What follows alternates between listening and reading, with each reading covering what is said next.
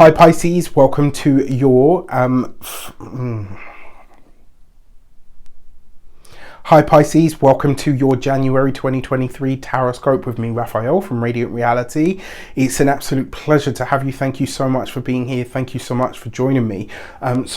Before we start, I am a little bit under the weather at the moment, so if you hear coughing and sputtering, I apologise in advance. I just don't want to blow your eardrums.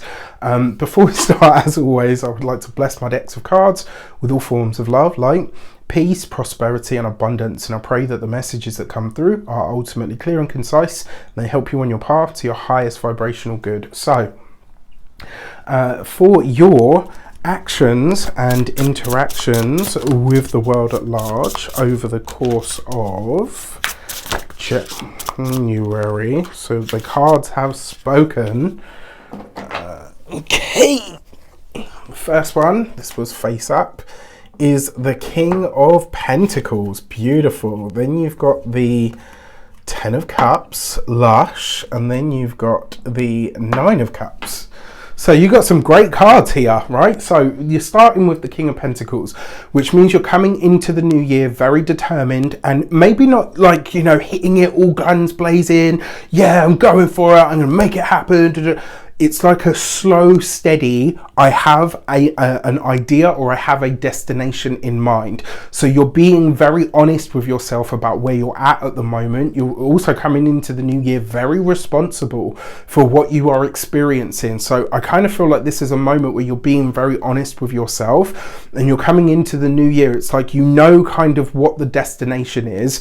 You're just not 100% sure on all the details of how to get there. Now, an earth sign male, Taurus, Capricorn or a Virgo may play a part may play a part in you getting ahead in some way, shape or form.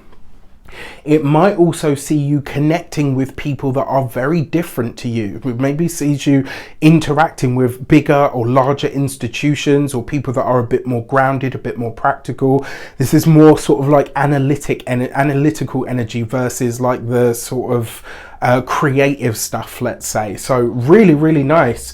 Remember as well, the King of Pentacles is about increasing your finances and your money. So your long-term goals are definitely in the back of, you know, even if they're not right at the forefront of your mind, they're definitely in the back of your mind. And you're starting the year slow and steady, which is great because remember, we do start the year with a Mars and a Mercury retrograde, and those planets won't both be direct until like the 18th of the month.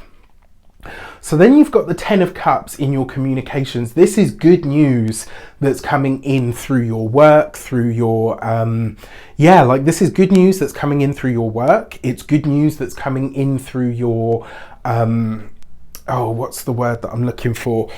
Through your career or your profession. The Ten of Cups is like one of the brightest cards in the deck. So this is good news, good communication that's coming in that potentially centers around your work or your profession or your career.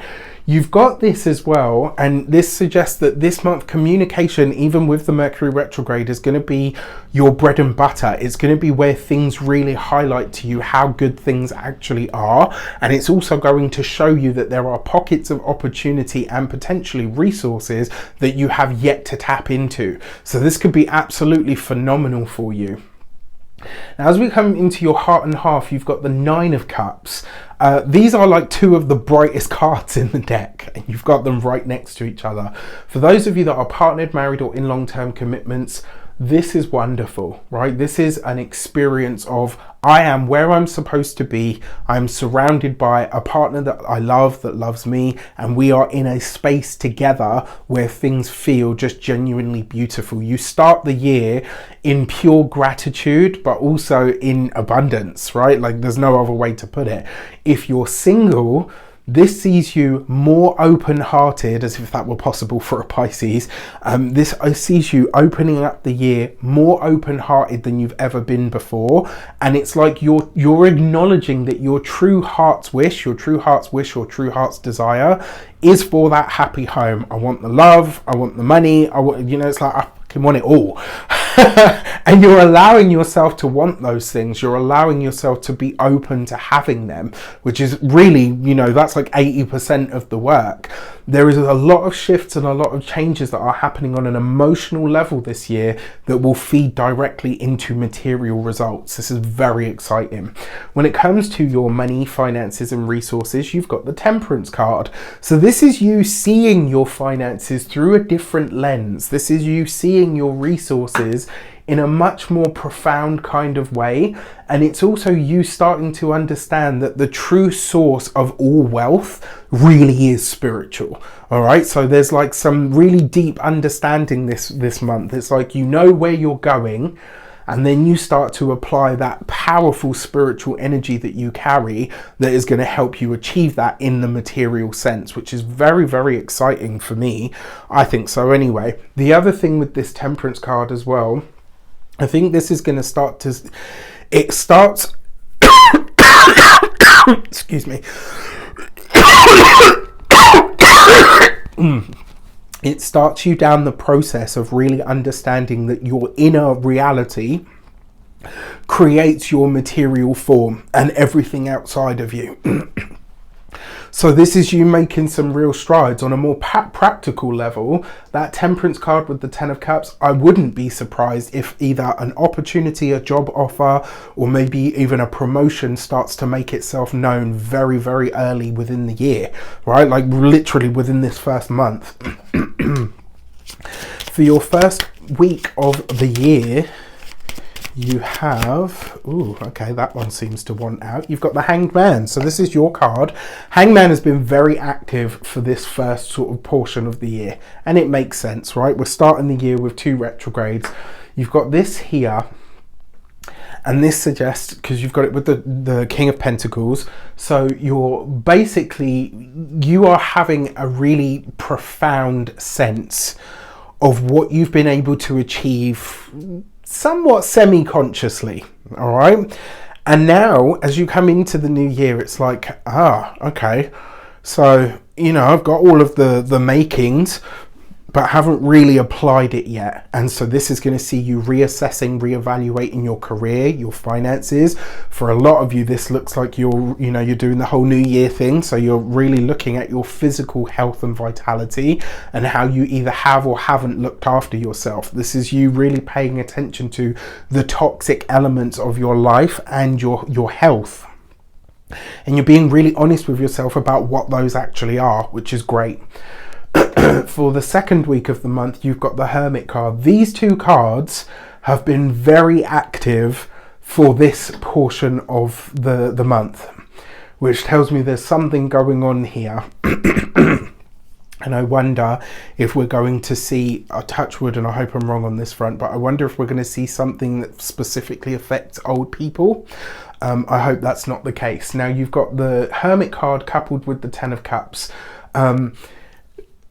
In terms of things that are shared with you, do expect some of them to potentially take you further afield than you realize. So, you know, some of the opportunities that show up for you now might actually see you either needing to travel or certainly needing to consider, okay, maybe I'm going to eventually need to move in order for this to be a part of my world or my reality.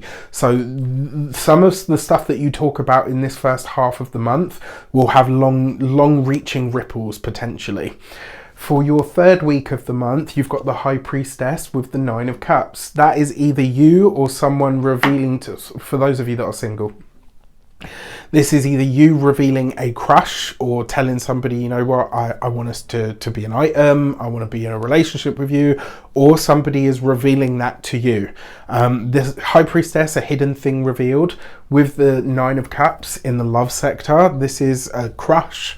Somebody that kind of comes forward and says, you know what, I want to date you. Do you want to go for coffee? All of that kind of stuff. Another way that this could show up as well is a deep spiritual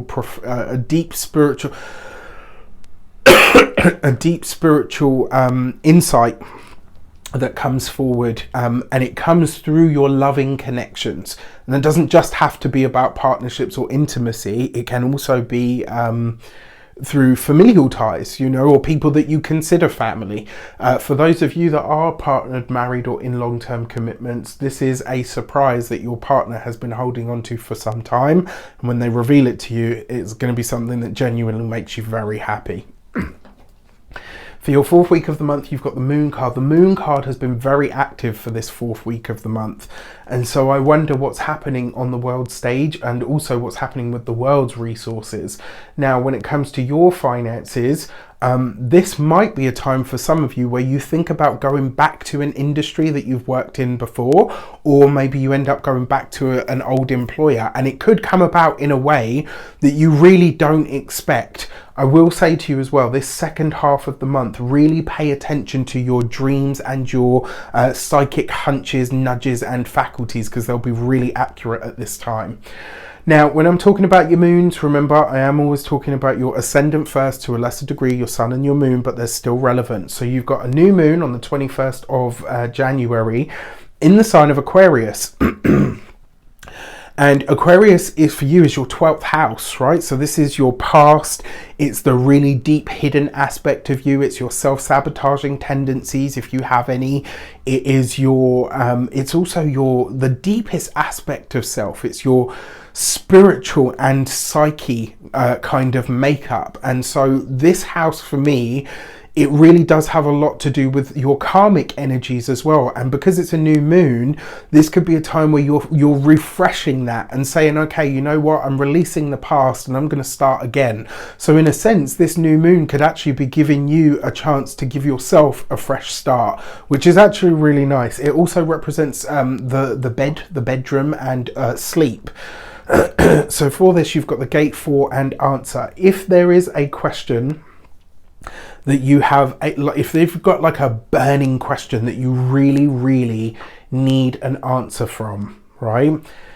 That new moon in Aquarius, because it's in the 12th house, which the 12th house has the most affinity with your sign, it represents the intangible. It represents the things that we can't necessarily see, but are present. And sometimes that's why it represents those self-sabotaging tendencies, those echoes from the past, those things that aren't necessarily here anymore, but they still have an effect on the present.